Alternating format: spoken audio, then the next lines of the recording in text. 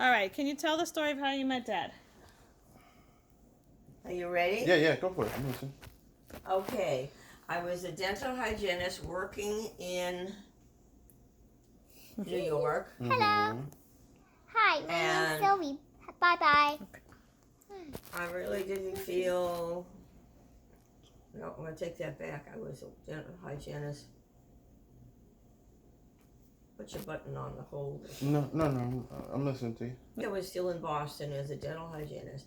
And I was getting bored and restless, so I decided that I was going to move to Florida, where my parents were. Miami. Yeah. So Coral Gables, to be exact. I talked to my parents and I said, I think I'm moving to Miami. Mm-hmm. And my mother says to me, you're not moving to Miami. What are you going to do here? You're 30 years old. All old people. There's no, young people, or else you have to work in an office in Miami Beach, or you're going to commute to here. So I said, well, I don't know what I'm going to do. So she said to me, your cousin Debbie, Oliver Sholem, just is moving out of her New York apartment on 81st and East You're End. 30 when you moved back home? When she was thinking about moving back home. Oh, and you weren't married? No. Oh. You would be... Graduated college and I went to work. Were you but one of back the... then people got married really early on. But I didn't. You would be considered an alt-Freud. Oh, what? An alt-Freud.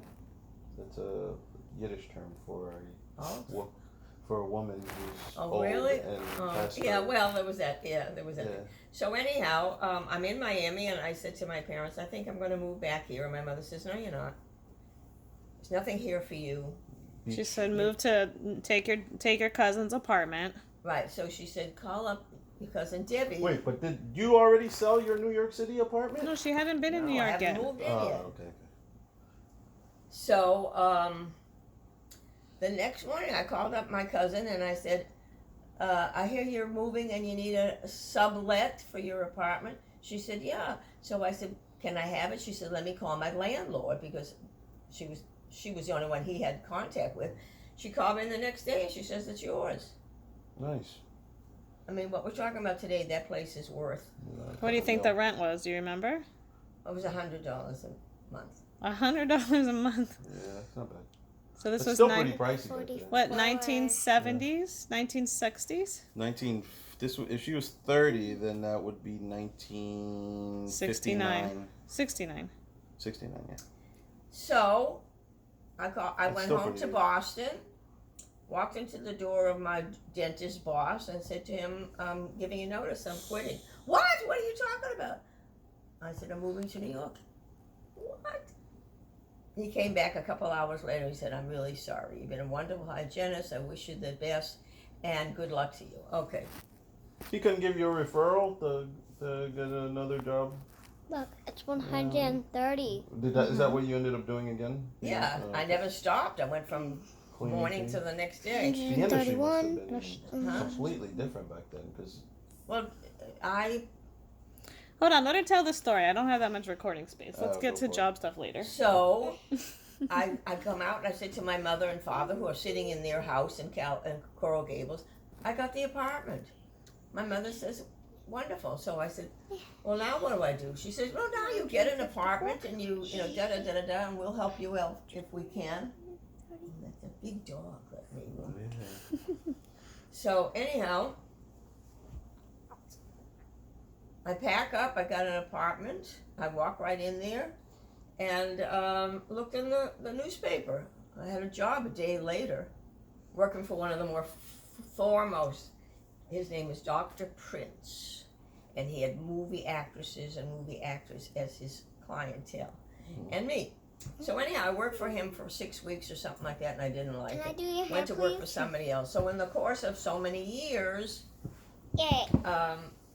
I had a great reputation, and I was a dental hygienist. They were killing for the dental hygienists. But in the meantime, I had a boyfriend in Boston, and when I said I was moving to New York, I said, bye, I'm gone. who's your boyfriend? Well, he's dead also. His name was Kenny Sobel. Did you know him? No. No, I don't think so. So I get there, and literally, Gene. Oh, so I'm moving there. I'm all set to go, and I had 2 weeks Rubber vacation. band.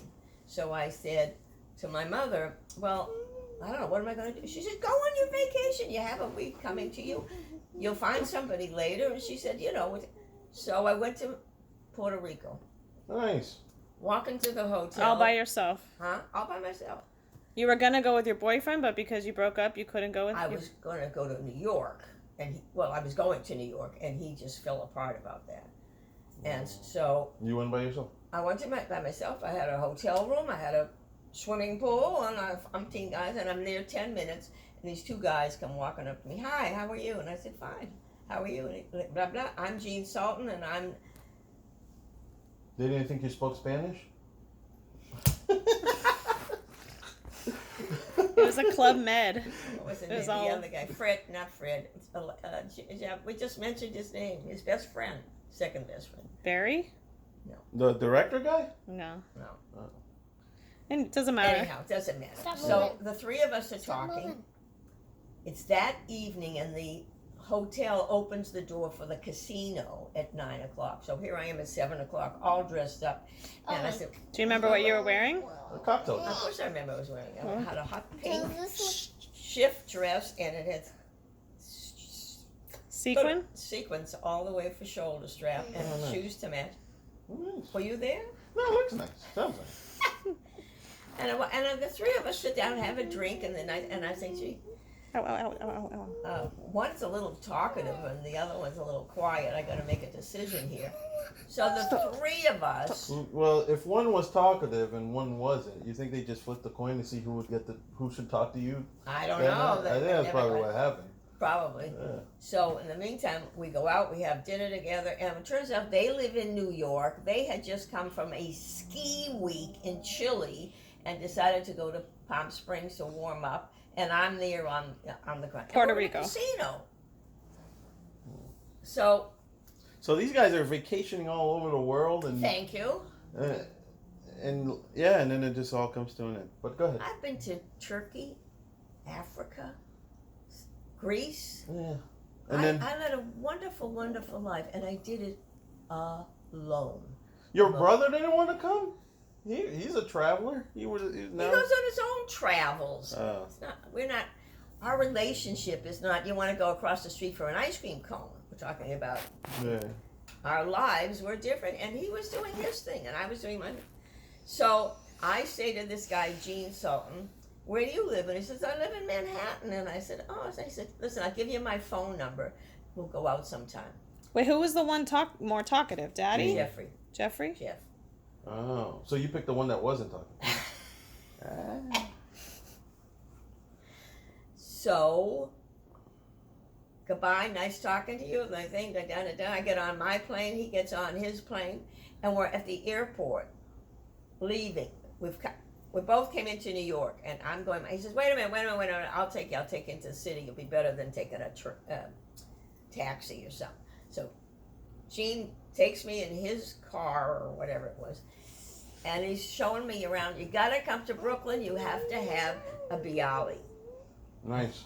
What's a bialy? I had no idea what It's a kind bialy. of like an English muffin, but No, she's Yeah. saying that's what she said back then. yeah. What? But you've had one before, no? No. No, it's an English No, muffin. Typical New York. with some- I never heard the word English muffin. It's kind of like It was an a English roll, muffin. like a bagel with whatever. But onions, they roast. So he onions. drops me off. So we go there. We have a thing, and then he says, "Where do you live?" I said, "One East." I miss Bialys, but 50 something.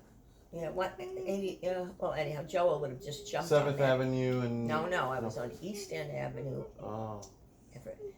So I've got this darling 1-bedroom apartment. Now we're talking about New York City. Mm-hmm. The only way I can describe it is the only thing that was better than the apartment was that. Probably the size of this room, no? And another rubber band. Oh yeah. But the only thing that was better that when you pulled the shades Mm-hmm. and you opened the window, you looked at the Briar School windows, right? Mm. Could hardly get clothes in my closet. I had a nice little bathroom. So who calls me up? Gene, Okay, so we go out and we go out and we go out. was your first date the Mel Brooks movie? No, but close. Okay. No, I dated him for. Where did he live in Brooklyn? I don't know. Oh, you never Well- went to his place? No, he didn't live there anymore. He wasn't with Rosie anymore, his mother. He was in New York. He had an apartment too, and Jeffrey had an apartment. So Jeff was on 86th Street. I was on 81st Street. Gene was across town. What was your first date? What was our first date? Yeah. Oh, that's a nice thought. He called me up, picked me out. Hey, let's go out for dinner, blah, blah, blah. We go to a restaurant in the